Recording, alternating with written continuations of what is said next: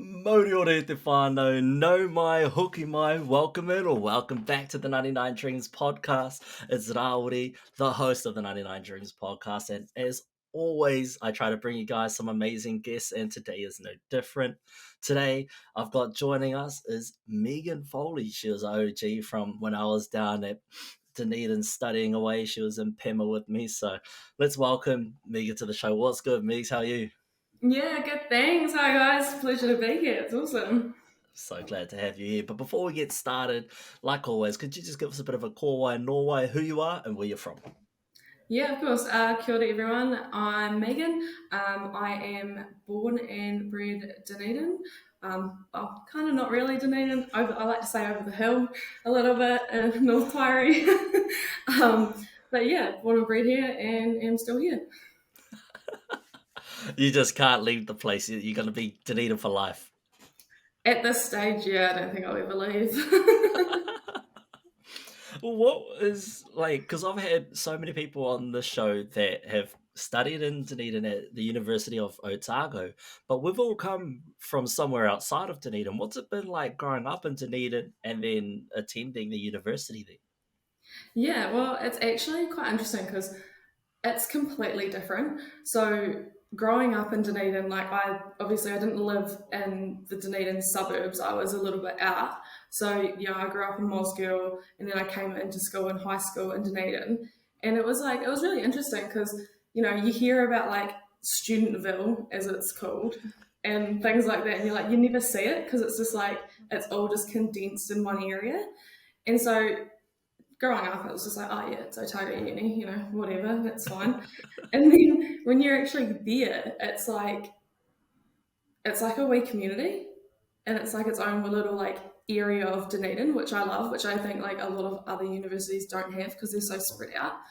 Whereas it's like you just walk around the corner and everyone's like a 5 minute walk, all your mates. Whereas in Christchurch or Wellington, you've got to like bus or drive 10 minutes to see them. So I think that was like the big thing that I found with a few of my mates who went and studied elsewhere is I was like in a community and it was all based in one area of Dunedin. So it almost didn't feel like you were in Dunedin. You're in your own place, as I would say. And then like Wellington and stuff are like, so spread out, and like your neighbours are like, you've got families of 5 next to you. So it's not really like that kind of atmosphere. So, Yeah, hard out. I agree. You do feel that sense of community just within the students. It really is like next door you got, I don't know, law students, and then on the other side you got commerce students. Whereas, yeah, like you say in Wellies, you've got families and working people. It's just crazy. It is a so totally different dynamic down there, eh?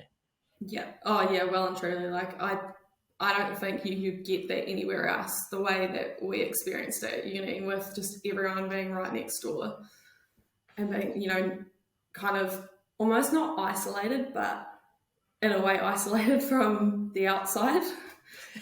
You didn't Well, feel like especially you if you were don't have a doing anything vehicle. wrong. Yeah, very true. Yeah. Oh man! So was Otago always the university that you were going to attend, or was there other universities on the cards?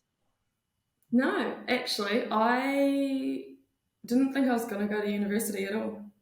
True. So in high school, I was kind of like just cruising through it. I didn't really care about school. I was more involved in the sports side of school.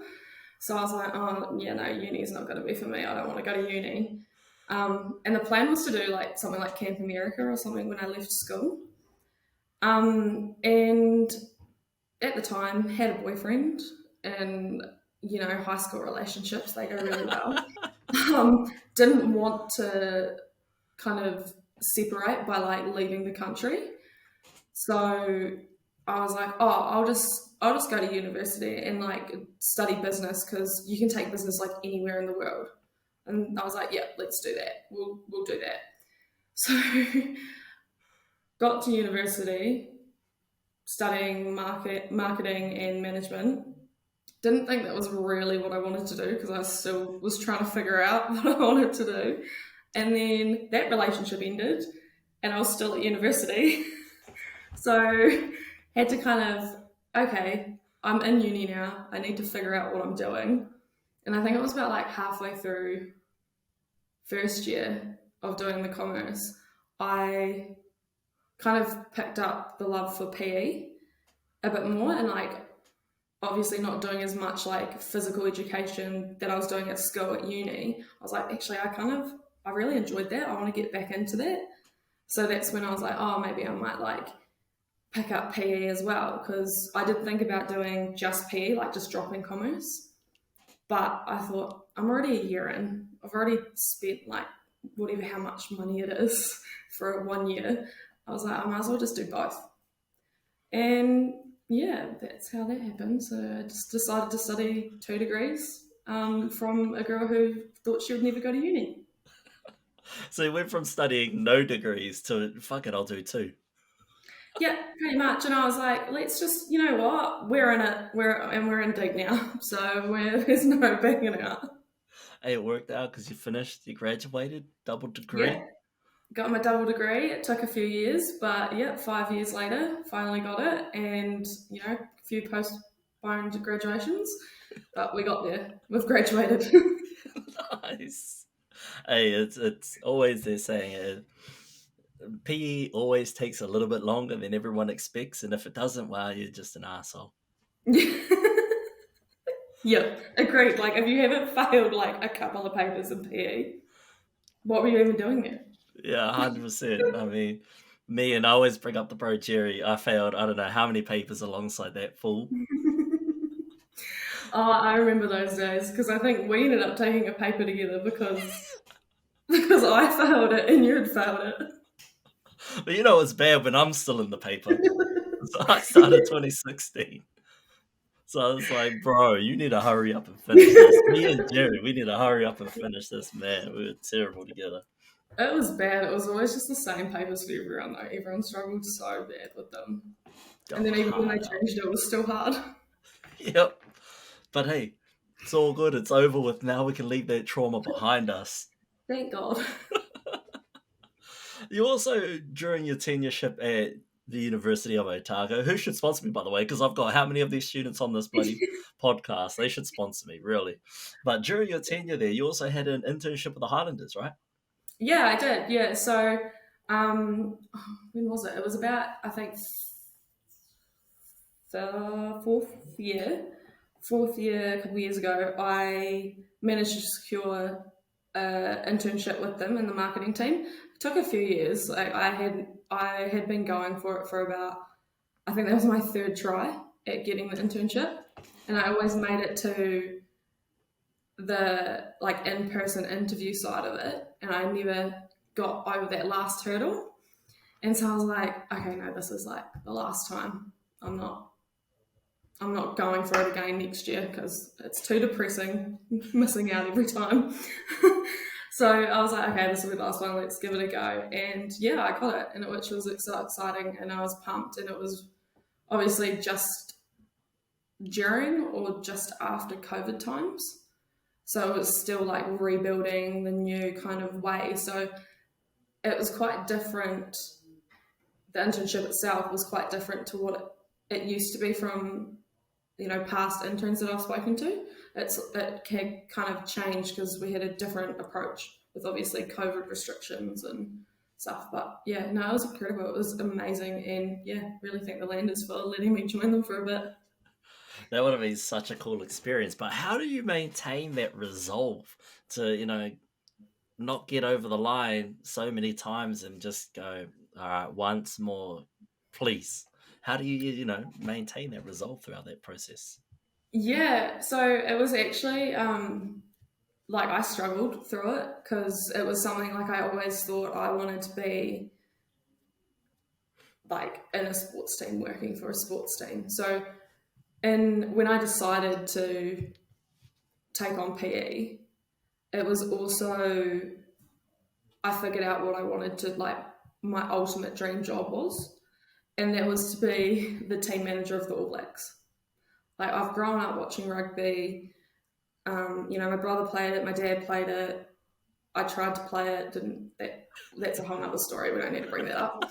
Um, like I was in, like I loved the sport. Like I really enjoyed watching it. So I was like, actually, this is kind of that's the path I want to go. So that's how I picked up the PE side of my degrees.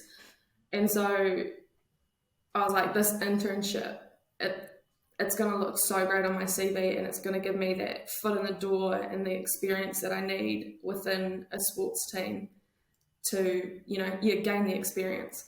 So that's kind of like what kind of pushed me. But I definitely did struggle with sometimes that like you didn't get it, because sometimes it was like, down south, which is it's completely different like up north.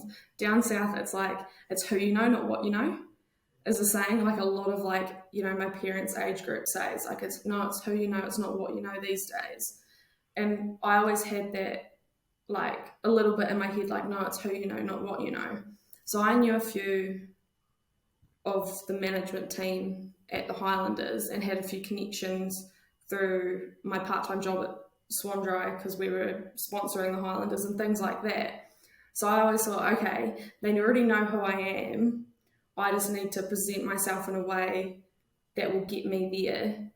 And yeah, it didn't work, unfortunately, a few times. Um, and then the third time was just, I was like, okay, I'm obviously not doing something right. I need to change, what my approach is with this. And it was more just, I thought, okay, let's change it, change the direction of what I was doing. Like, it's not who you know, it's what you know. And I just ended up taking any opportunity I could to help out or do things that would kind of get me noticed. So they, just before COVID, NZR had like an initiative for the Super Rugby teams to have like helpers. So it's like volunteers to help out like all this around the stadiums and things. And so I applied for that. I was like, okay, well, I didn't get the internship. Let's try for this. Highlanders Helpers is what it was called. And I got that. So I was like, okay, that's a good start. Let's focus on that this year. And then next year we'll give the internship another go. And that's where it kind of all fell into place with having like not that instant, internship level experience, but got my foot in the door to, get them to know who I was and work with them on some of projects and things. And then from there it kind of, I think, helped me get over the line in the end. Mean. So it's just a whole bunch of lessons just bundled in all of that, and you kind of just had to adapt the situation. Yeah, exactly. It definitely required like a whole bunch of, words of wisdom from my parents when it was those times. I was like, I don't want to do it anymore. This is just crap. Like, I hate feeling like, rejection. But yeah, it was just the push from the parents and from like friends as well who knew I really wanted it. Just keep going. And yeah. Do you have any of those words of wisdom at hand off the top of the head that you can remember that kind of helped you keep going? Oh, can't think of any off the top of my head. But it was mainly just like just keep grinding.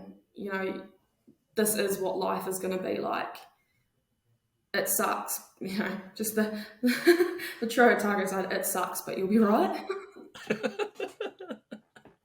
So it was just like small little things, even just like the support that they provided in the background while I was at uni, kind of just pushed you just to keep going a little bit more. And that's so true though. Like, even though sometimes it does suck, just keep going. Yeah, You're already in there, can't get any worse. yeah, exactly. Only ways up. Exactly.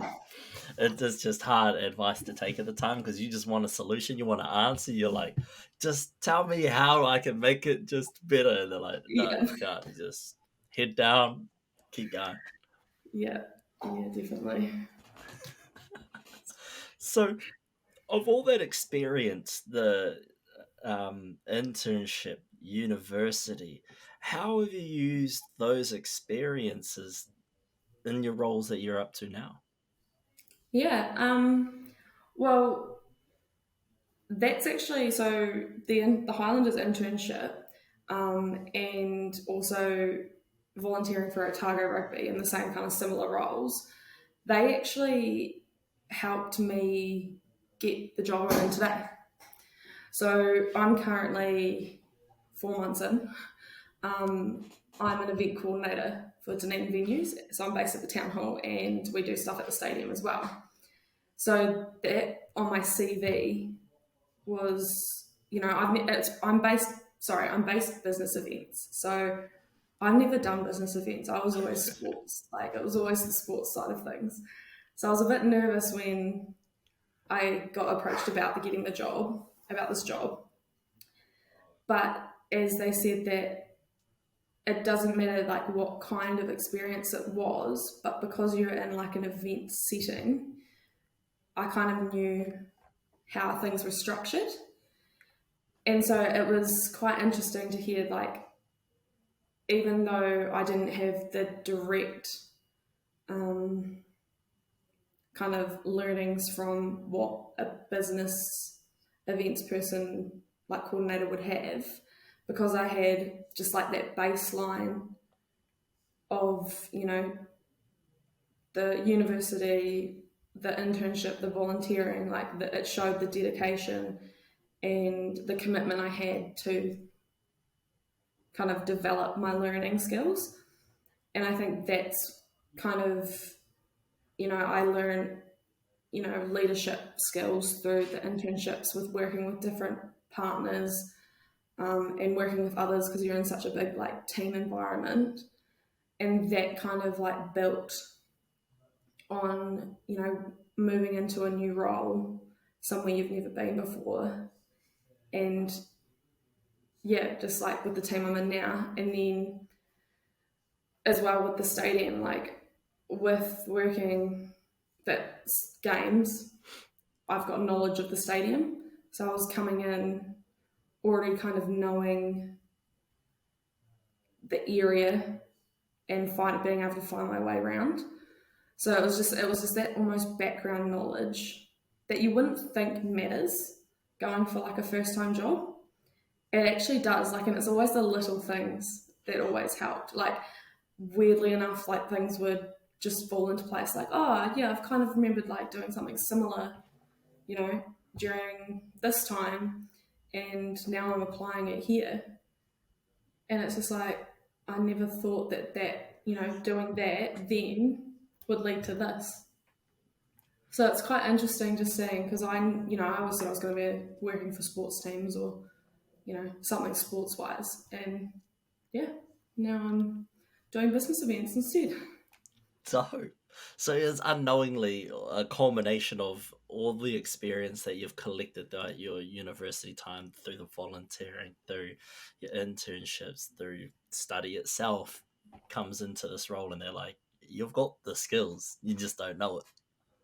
Yeah, exactly. And like the skills that I learned were easily adaptable, which you wouldn't think they are because you always, you're focused on one area. And I think that was my issue as well. I was focused on one area in particular, which was sport. So I didn't think that like doing anything else was gonna, I was gonna enjoy it. And yeah, since being here, I've been like, actually, I don't actually quite mind this compared to doing the sports side of it. I'm actually really enjoying myself. And just those little experiences through uni built up, and yeah, just worked.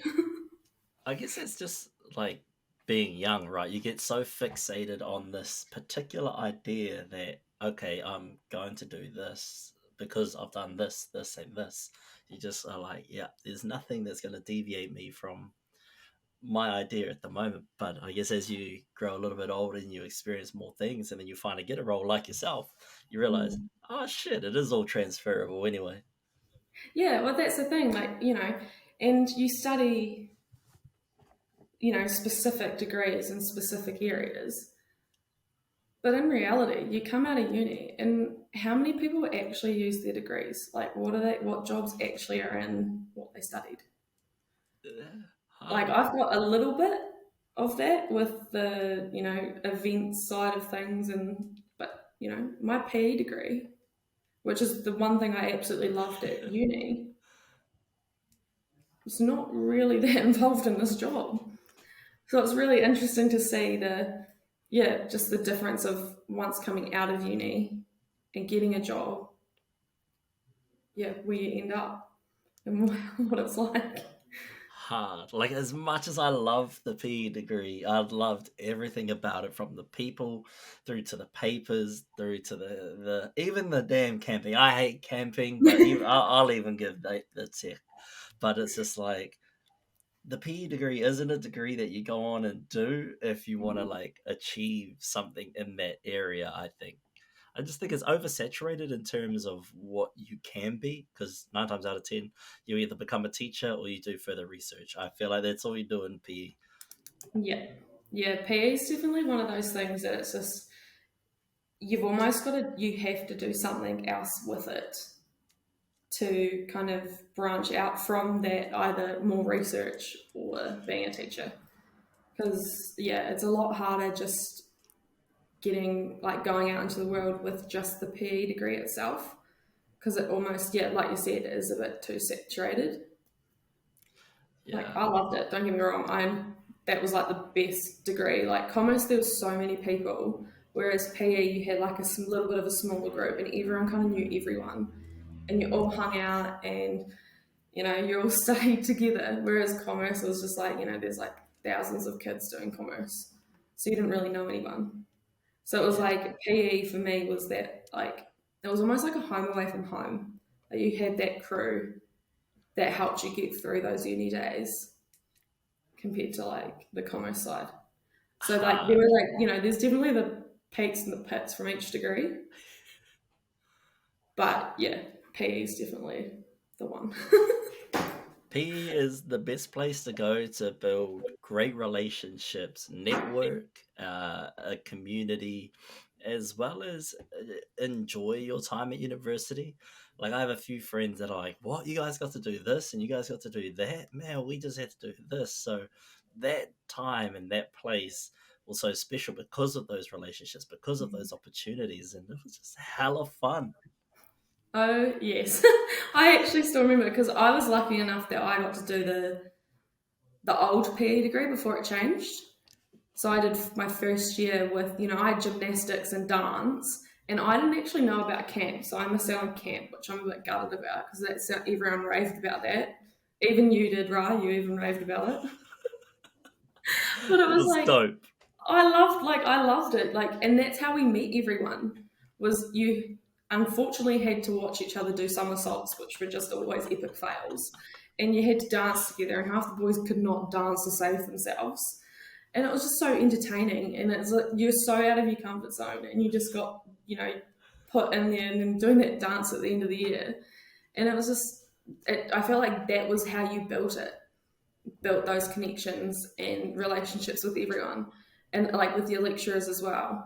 And then and then going through, and I still remember meeting you for the first time. Like it was second year, and I went to my friend's flat party, and then there were these four guys staying on Hyde Street or something, and they jumped over the fence to come yarn with us. And turns out it was like you and Jerry and stuff, and you all did PE. You're like, Yeah, you gotta come to this PE event, come to the PE event.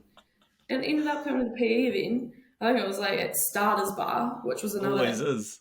epic time. And then you managed to convince me to come on Pemmon. I was like, man, you've got away with words. I'm very convincing when Dragging I you need to everywhere. be. Hey, as long as you enjoyed your time, that's all that matters. Pima is hella stressful, but it's an enjoyable time. I do Yeah. remember that time meeting you. I think you guys were you guys one over from where we were at? Because, like, what No, we were street? on Grange. Yeah, I think we Yeah, were so you on guys like Leaf. jumped the back. Oh, you're on Leaf, yeah. And you like jumped the fence over and just all hung out with us, and then you guys ended up walking me home. Yeah, it's because Jerry's like, oh, bro, there's a party over here. We should try and get there. I was like, bro, that's just random. But that's Jerry. That is Jerry. And so That is true. Yeah. there we were. That was a good time. That was a good time. And then from that, that's what I mean. That's Dunedin culture, and that especially within PE, it's just relationships just get formed in random moments like that.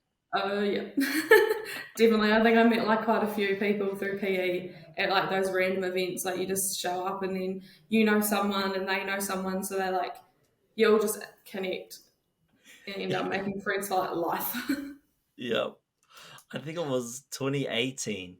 I remember going to, I think it was a PE wine and cheese, and like almost everyone was like, "Oh, it's the Pimmer guy." I'm like, "Bro, there's more than one dude on Pimmer, man. Hell out of You were here, just bro." known for it because you every social event you would go around to everyone and be like, "You should join Pimmer. You should join Pimmer," and that's how you just got your name. You were just known as Pimmer guy, like, and you never left Pimmer to be honest. You would Nah, you would come to the Hueys, but you would be like, no, I'm not getting involved. No, I'm not getting involved this time. You just still be there every time. that's just support. That's just mass uffy. Yeah, well, I needed it. That's just how we do. You got to stay committed to the kaupapa. Once Pimmer, always Pimmer. Definitely. Completely agree there. We got some amazing stories from those Pimmer days. Um, how was it joining Pimmer for you? Like, what was the significance of joining Pimmer for you?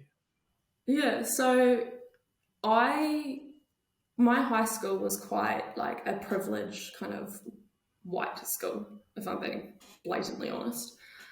And it never really brought in any culture. Like even like I had a few friends who were like Muslim or even German, and their cultures never got acknowledged at school. And we only ever did the basic like French and Japanese, like those kind of languages, but we never actually incorporated, New Zealand culture and Māori culture into our school. So it was never really something I thought about at school. And like I am part Māori with my mum's side.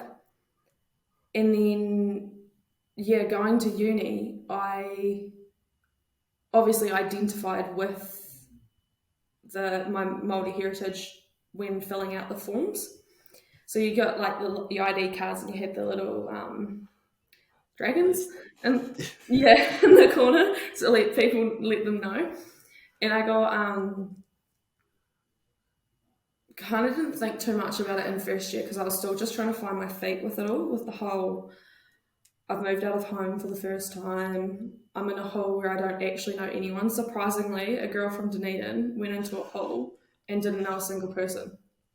Like I didn't know how that worked, but that happened. So I was trying to, just finding my feet. So I didn't really take in any of that side. And then it wasn't until second year I did a netball trial with Te Waiponamu, the Māori Netball Club, South Island Club, and the coach who I managed to make the team, and so did my flatmate, Raumati, and our coach happened to be one of the administrators at the Māori Centre. So she got on my case about going into tutorials and getting involved, and I think it was that experience there with starting to go to the Māori Centre and with the netball team, like I was just amongst it all the time. And I was really enjoying it, being able to just like learn about things that I didn't even know about myself. And by like halfway through, I was like, I want to get more involved in this. This is like, really interesting. And, it's a part of me that I want to get to know.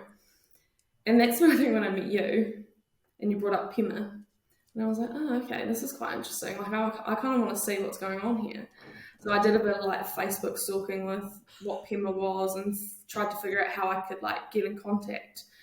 And I think it was like an email went out through our those uni emails that no one ever checks about Pimmer. And I was like, oh, perfect. There's an email address. I'm going to email them and just see if I can come along to something. And came along to one of the meetings. I'm pretty sure within the day I ended up on the bloody. Sorry, I shouldn't swear. Sorry, You're all I good. ended You're up on allowed. the exec, on the exec with everyone, and I was like, oh, okay, cool.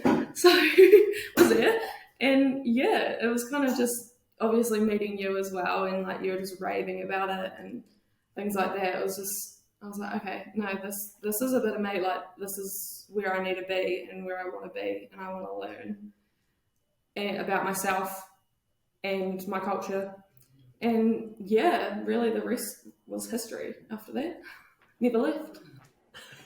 You never do. Once you're in for Yeah, life. you're in.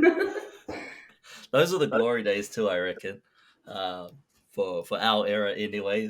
From what I think about 20, well, for me it was 2017 all the way through to about 2020. That was when COVID sort of come in, and it made it very hard for you guys Yeah, to and it try was and also keep in hard with contact. the yeah, and the degree was changing, which made like obviously with PEMA standing for PE Multi Association, it completely changed because it wasn't the PE degree anymore. It was like a Bachelor of Science or Bachelor of Arts. So it was quite hard to connect with people. Like I think that's the one thing we always found was once it changed, it was quite hard. So like that initial group we had right before it changed, we were all like rock solid. Yep. And then it was like we definitely grew with like new people joining, but it wasn't to the same extent as what it used to be. Yeah, it's hard to. It always will be with the coming and going of new people and some of the older ones leaving and saying goodbyes.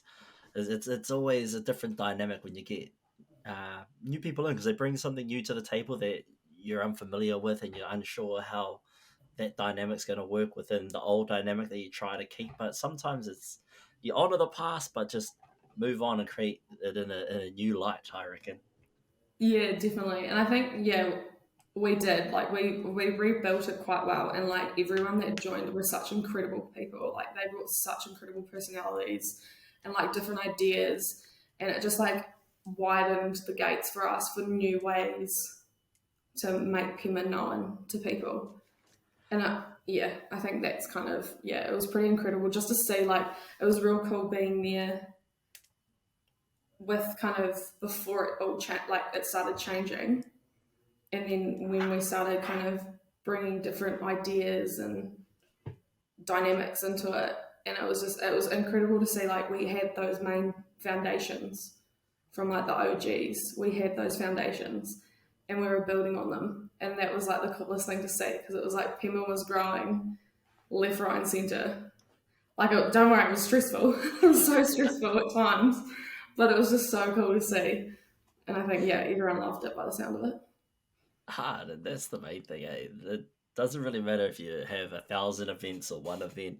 If you have 10 shit events, but you have that one good one at the end of the year, it's, all that matters is that PEMA continues to grow and people get to enjoy a space where they can be who they are culturally and be culturally safe as well is super important.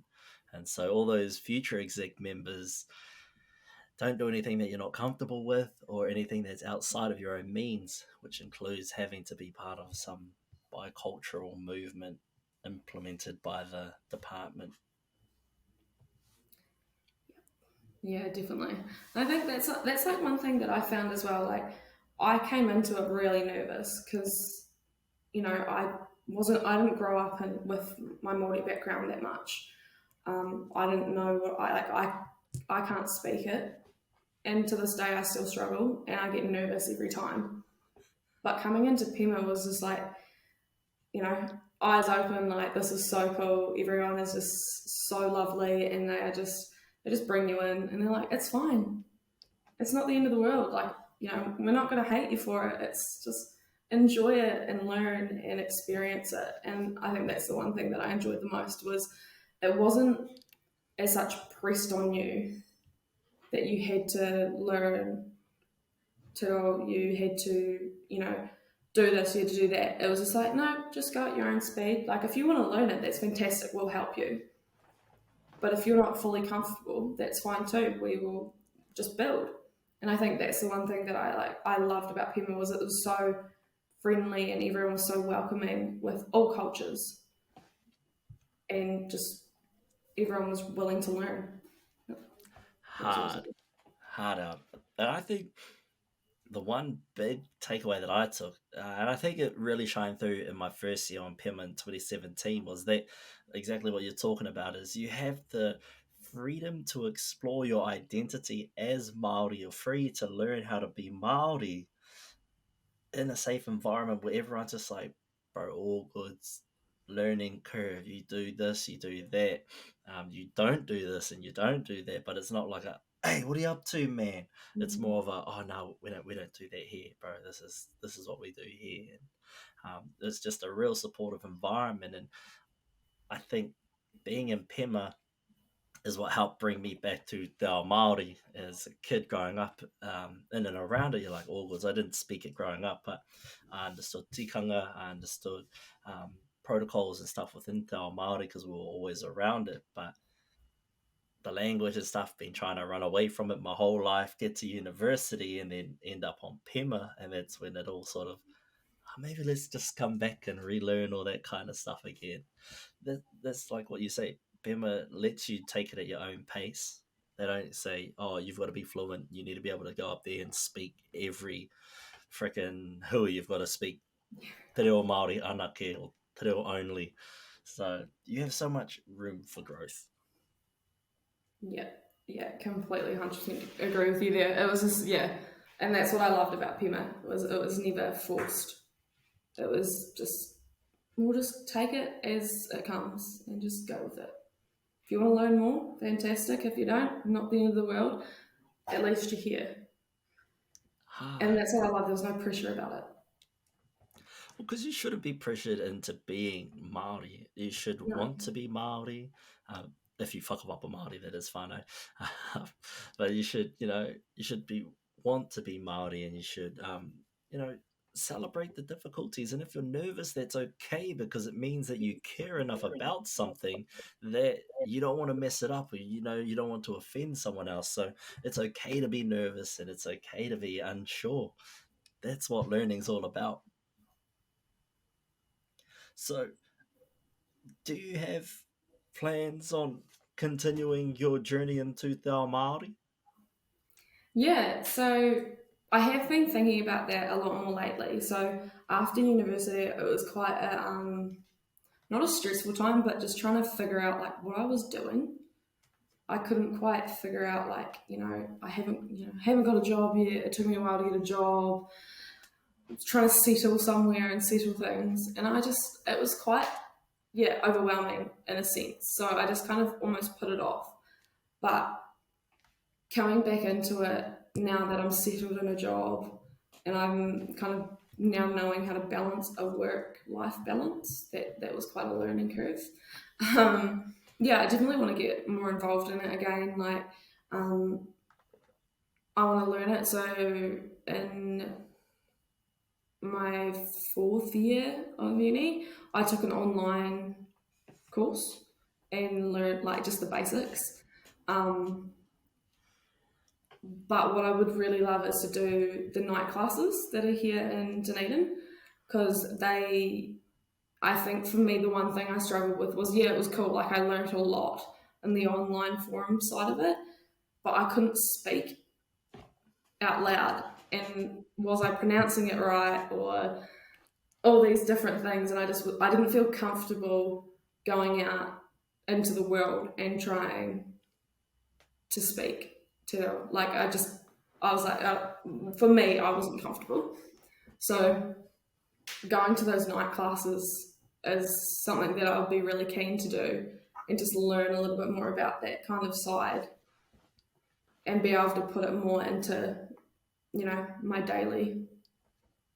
That would be amazing. And just the, like, little things at the moment is I'm trying to like keep going, and like, like a whakapapa, and I'm trying to like implement that like at work, like those kind of things. I'm just trying to keep those going, and so it's just slowly building in small steps, but hopefully I don't know, maybe this time next year I can actually do a karakia properly. Who knows? Hey, it's all about the small steps, learning in Te Ao Māori again is a lifelong journey, and especially reclaiming the reo, that's a lifelong journey. So all you got to do is just keep making those little steps. And like you say, it is hard, doing those online courses because you get to words and you're like, oh, hold on. Yeah, does it sound right? Am I Yeah. coming from the right stance? Those night classes, they taught using Arco, these sticks. I'm not 100% sure. I haven't fully looked into it properly. I just remember a few friends from the South Pack Club. They Uh, mentioned doing night classes, so I haven't fully researched what it's all about and kind of when they are. Um, so I'm not. Yeah, I'm not 100% sure. Possibly. if they are, that is the best learning method, in my opinion. Um, I'm currently doing some classes myself too, and we use those at Arco. Um, and just your comprehension and understanding of a word is so much like you're able to grasp the language a lot quicker than you would reading a book, because when you do it online you kind of have to find the translation, whereas Mm, when you're doing it with the raka you kind of just see the images or you see their actions and you're like, oh, is that what they mean by this? Right, that makes so much more sense. So if you ever get the chance to do it using rako, they call it the Atarangi method or the silent way, because it's all just only reo and it's those little sticks. If you ever get the chance, check perfect. it out. No, definitely. I feel like there'll be more my way of learning as well. Especially for a language, because I've always struggled with languages. They've never been something that I'm good at ever. So I feel like that way would probably be the best way for me to learn rather than online. Because like you said, trying to you see a word and some of the words actually mean similar things or different things, and it's figuring out which one means what. And that was always one thing, only looking at the word itself was always quite hard. Whereas, yeah, doing it this way might be a better way. Yeah, nah, if you do get that opportunity, definitely take it up because you won't regret it. And I'm the same as you. I struggle learning languages. I struggle with English. I hate the English language. It's Yeah, terrible. too many words. Too many words. Is it like Peter Pit? Is it Peter Pit? Is it Pitter Pit? Is it like Peter Pit? I have no idea. Don't even get me started on it. And We then have so many complaints. those silent letters, you take those quiet motherfuckers home. Get them It's out of so there. helpful. Oh man, but nah, I got another segment here on this show. We have a thing I called the Dream Deposit Box. It's a sneaker box, some Trey Young sneakers. That on the box says, "Always remember when they doubted you." Love that sentiment because so many times people say, "Why are you doing that for? You'll never be this. You'll never be that. You'll never do this." And look, here we are. We're doing it. Shame. So, in this box, everyone's deposited that's come on the show. Why do I just go this side? That has deposited a dream, and in here we've got not quite 99, but we're getting there. Um, Variety of dreams. Some of them are mine. These green ones are mine. This was my first ever one I put in there. It says own a McLaren. I have terrible handwriting. I don't care. I hate English. Um, Another one I have in here is to finish my masters. We'll get there. Um, I've also want to win Maori host of the 2023 New Zealand Podcast Awards. That's in there. Hopefully, we achieve that. So those are just a variety of dreams that we've got placed in here. If you could think of a dream, it doesn't have to just be one. You can have one or two if you'd like. But if you think of any dreams that you'd like to put in this dream box, hopefully as we start achieving these dreams, see on that back wall behind me, I'm going to start posting up photos and little tokens or trophies of people's accomplishments as they achieve their dreams.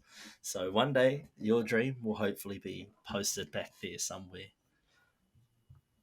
I So, what's a love it. dream for Megan? What's one of What's Megan's a dreams? dream? Honestly, I want to travel. Yeah. I want to go over and see my family in England. Um, I just want to see the world. Like I've done it with my parents at a few places, but I want to go by myself or with some friends or with the boyfriend. Who knows? See where that goes. Yeah, I was gonna say sad, just by myself. By Sorry, I'll see you in a myself. few years. I'll be back. That's the whole reason why I ended up at uni. Remember? Yeah, true. Traumatic experience. I'm sorry. So yeah, no, we'll see. We'll see what happens there. But yeah, travel's definitely on like one of my top on my list. Travel the world. All right then. So when you achieve that, send me a few photos of you in different locations around the world, and we'll post it up back there. Sounds like a plan. Let's do it. Because I want people to start achieving some of these dreams. I think mine are a bit out of reach, unless No, I they're finish my not. thesis. Yeah, I was Unless I going to finish my say, your thesis. thesis, you've got this. That's And what I your said 2 years podcast. ago. I said that 2 years ago. I'm still here. Hey, one day you'll get there. It's One fine. day we will get there. Or maybe not even the 2023 Podcast Awards. Just any time, I hope to win that. Do you have any more? Or just travel is the one thing that you have on the mind at the moment? I'm just trying to think. I have like a bucket list at home. And I'm trying to Yeah. remember what's on my bucket list because I haven't opened that in a while. You- so you haven't been ticking off the bucket list lately? Yeah, kind of technically. So I graduated. That was on my bucket list. That's a huge accomplishment, eh? Mm. That's And I I should finally put probably up have the. written that. Yeah, no, I should. Yeah, we should have put that. Graduate. Yeah. Then we'll be up there on the wall already. I need to put up um, one of my degrees back there. yeah, mine sat on my bed for about 6 months. I And don't Dad even put know them where up in mine the are. room. He's like, I'm sick of seeing them here. They need to go somewhere. So we finally put them in my room. I mean, to be fair, they're like all I perceive it as is a fucking receipt for however many years of study you've done. It's all it Yeah, is. well, It's a transaction. what is my partner's dad keeps going on saying to me that those two pieces of paper are the most expensive pieces of paper he's ever seen. Yep. Which is probably true because Yep. my student loan is not happy. Oh, we don't even mention mine. We just move on. We don't even Yeah, look at it. no. Just as long as it keeps coming out of my paycheck each week, I Yeah, don't care. we'll just deal with it later. I don't even know if it'll get paid off by the time I die, but hey, it was worth it. Yeah, who knows? Oh no, it's crack I'm up. trying to think of what else do I have? Honestly, at this age, I would love to eventually own a home I don't because I know. feel like that's one thing that, like, our generation are gonna really struggle with, like, with everything, like cost of living and all that kind of stuff going up. Yeah. Yeah. And plus, like, nowadays, most investment groups that are buying houses are like four or more people. So they'll buy one house, pay that off, move someone else in there, then they'll buy another two houses because that now, plus their previous income, can afford two houses. Mhm. And now they're buying, like, it just keeps multiplying. So there's not too much opportunities left for people to buy houses. It's going to be a rent forever now. Yeah, we're going to be paying off other people's mortgages rather than our own. Yeah. Or just try and inherit your parents' house. That's all you can hope for. But if you got I got two siblings, well, siblings to can't fight for one. after that, though. Yeah, that's what I mean. Well, hey, look, just go back to childhood. Room each. Yeah, exactly. We'll be living in bunk beds soon. Yeah, pretty much. I also do another thing here on the show. It's we kind of just get a time to reflect on some of our life's achievements or some of our biggest downfalls, and that's if you could go back and tell. Let's go with 18-year-old Megan. If you could go back in time, well, she's sitting in front of you, and you had any piece of advice to give her, what would you say if you would say anything at all? Probably I would just tell her don't believe what everyone says. Like, you can do it. It's not. yes, it's going to be hard no matter what. Life is hard, but you can do it. But also make the memories. Like if you've got an opportunity to go to the beach with some mates, do it. Don't just be like, oh no, I'm tired. Because one, you're only young once, and two, in a few years you might not be able to do that kind of thing because you've, I don't know, got kids and things like that.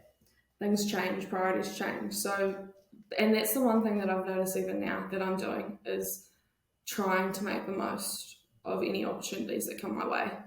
Whether it's just socialising with friends, like going out for a drink and catching up, because everyone's got big jobs now.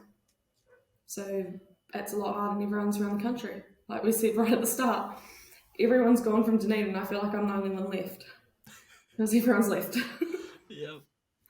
So it's just, that's what I'd probably say to myself. Just keep the grind, but enjoy every minute of it. It may suck for maybe a couple of months, 6 months while you're getting those assignments in or something, but the party at the end's where it's at. 100%. And like one of the key things, or one of the biggest things I missed too, and I wish I did tell myself, was do it, because they're not going to be there forever. Like, look at us now, we're all over the country, all our friend groups are all over the country. So those times we could have gone down to the skate park or gone to the beach or gone for a drink, or I don't know, go and play frisbee golf for some stupid reason. We should have just said yes more often, because yeah, like you say, now everyone's got mahi, everyone's spread out throughout the country, some are even overseas for fuck's sake. So you miss out on those opportunities. But in saying that, don't overdo it and don't go everywhere all at once and neglect the study, because you are down at university to study first and Yeah, foremost. yeah, exactly. Like get the grind and do that, but enjoy it as well. And I think that's the one thing I found, especially in like towards the more end of my uni career, was I was with a good bunch of people and I was enjoying myself. And I think that's what changed the idea around study for me, was study hard during the day. At night, you've done your mahi, you can get out. Whereas like first and second year, it was like, I've got freedom, I'll just lie in bed all day. I don't have to do anything. And then you'll be stressed studying until like midnight every night. And I think that's the one thing I learned, like third year onwards, was like, okay, let's grind it out during the day or the morning at least when you've got assignments, and then, just plan it and enjoy it, because it's going to be stressful no matter what. I feel like all assignments are and life is, but you've got to make the most of those moments with your friends and your family, because not everyone's going to be here, for your entire life. Everyone goes their different ways. Life happens. So you've got to make the most of it when you can. Hard out.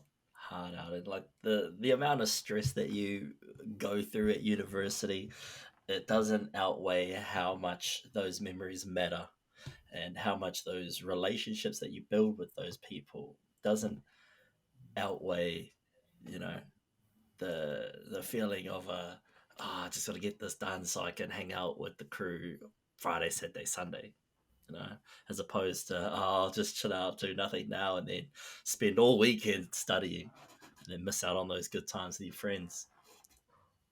Yeah, definitely. It's like, and that's the thing. And even now, like, full time, I'm in full time mahi now, and I still go, man, I kind of actually miss studying. Like, I miss the lifestyle of, you grinded hard. And like people that didn't go to uni don't fully sometimes understand, like, oh, you guys were just, on the booze all the time partying.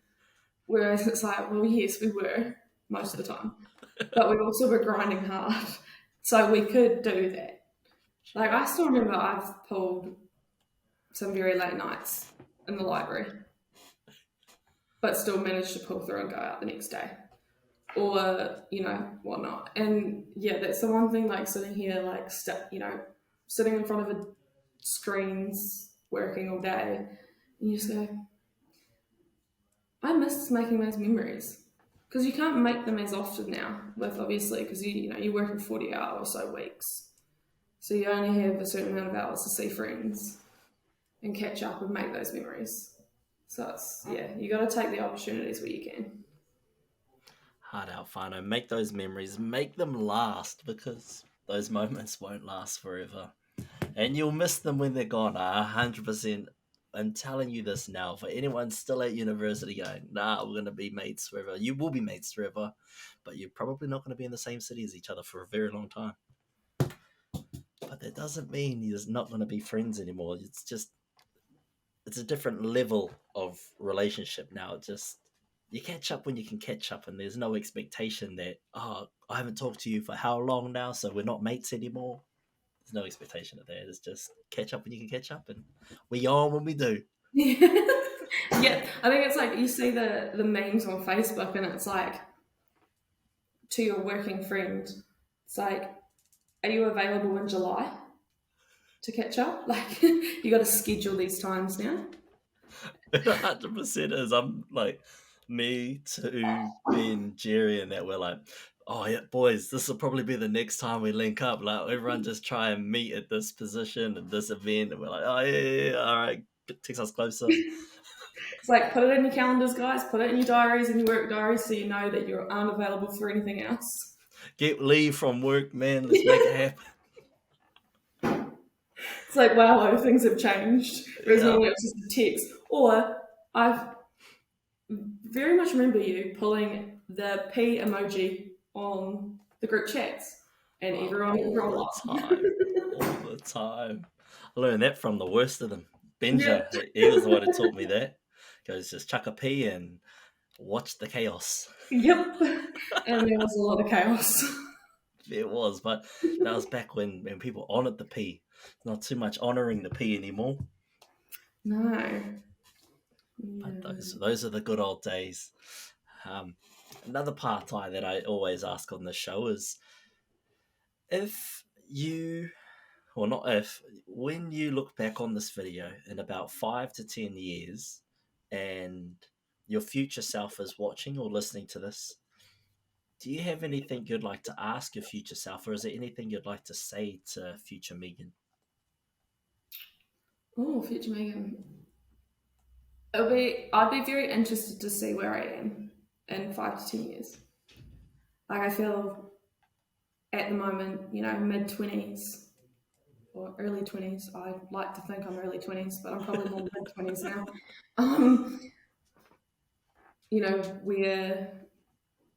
Where am I? Like, am I going to be somewhere else in the world? Am I going to still be in Otago, still be in Dunedin? Or, just where am I going to be? Just in personal life and also work life. That's one thing I'm very interested to find out. It's just what I'm doing. Nice. You never know what's going to happen. You never know. But when you watch this in 5 to 10 years, you'll know, obviously. Obviously, yes. Obviously, I'll know. So, I'd probably just ask myself, how's it going? And are you coping? Nice. Who knows? Nice. I'll be, 5 years? I'll be 28, 29? Almost 30? Plenty of time. That's a long time. A lot can happen in 5 years. You could go back to university and complete a whole nother degree. Let's just not put that in the universe right now. We don't need it in the universe right now, Ra. Go study a degree that might actually get you somewhere. Nah, sad. Shout out to my PE partner. We're doing great. As you can tell by the podcast guests that have all come on the show, everyone's doing great things, whether they're doing research, whether they're now working in event management, whether they're working in IT and marketing, teachers. We've got a lot of teachers from our cohorts doing amazing things for the tamariki of the future. So PE isn't that bad. It's not as bad as we're making it out to be. It's a great degree. It was awesome. Like, I enjoyed it. And if there was a way that I could, in the future be more in a job where I'm, using my PE degree, I'd love it. Hard. I think the 100%. biggest thing I learned from it was, about how to maintain relationships and make informed relationships and how to work in communities, thanks to AMJ. Yeah, definitely. I think, especially like, sorry, I'm just comparing this to the commerce. Commerce is so big and like it's such a massive range that they just kind of, you get in there and they spit you out just as quick. Whereas PE was like, yeah, they were so focused on you guys forming relationships with each other and encouraging you to get out into the community to make those relationships and connect, like network yourself. And yeah, like if I didn't do PE, I don't think I probably would have interned for the Highlanders or volunteered for Otago. I didn't have, like, PE gave me that confidence because they gave you that opportunity to learn from each other and learn from your peers and just create those relationships. Yeah, because I think it was Ashton. I was talking to Ashton on a previous podcast. I'm pretty sure it's Ashton.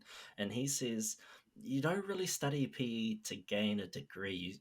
Like, PE changes who you are as a person. And I 100% agree with that because the person coming in to Otago is a totally different person to Rawiri who came out of Otago.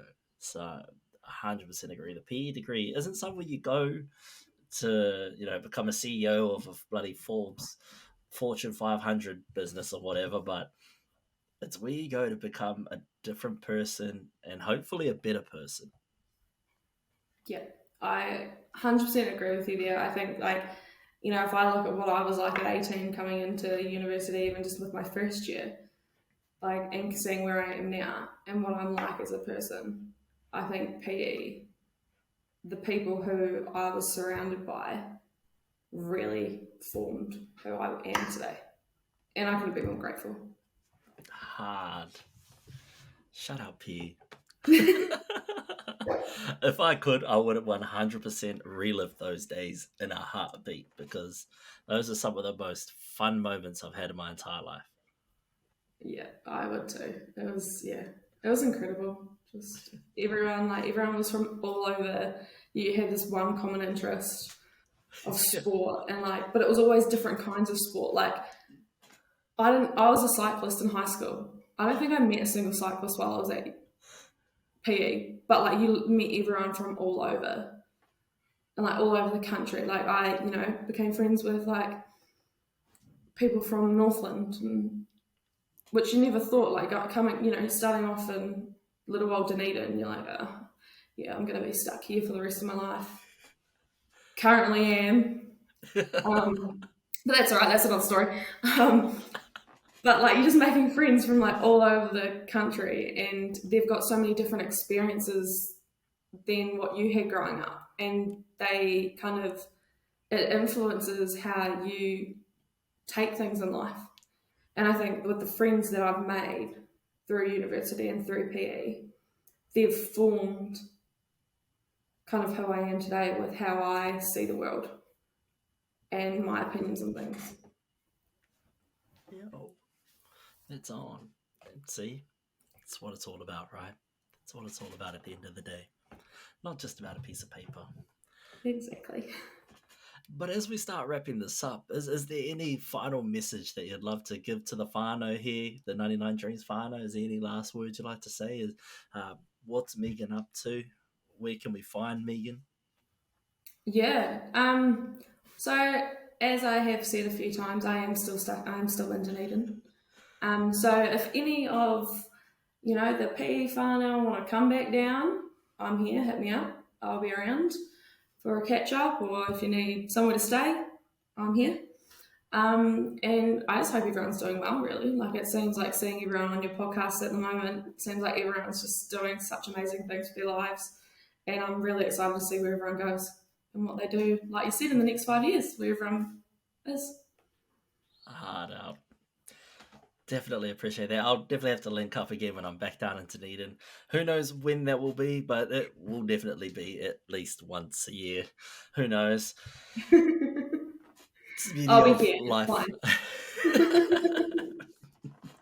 Is there anyone you want to give a shout out to before we wrap things up, before I kick you out of here? Just my pima whānau. Love you guys. Always up the P. Yeah, just miss you guys, and we'll see you round eventually. Hard out, whānau. We'll all catch up again. Surely there's a Pema reunion down the line somewhere. I'm sure Benja and all that can work on something. Put it But on his to-do list. yeah, exactly. But 99 Dreams, whānau, thank you so much for sticking out this episode. It's been a great one, I think. It's been so much fun catching up with you, Megan. Thank you so much for joining us on the show, giving us some of your time. It's been awesome to see where you're at these days and how you've managed to get into the position you're in. So take care on your journey, keep thriving, keep striving, and all my 99 Dreams whānau. Until next time, mauri ora and ka kite.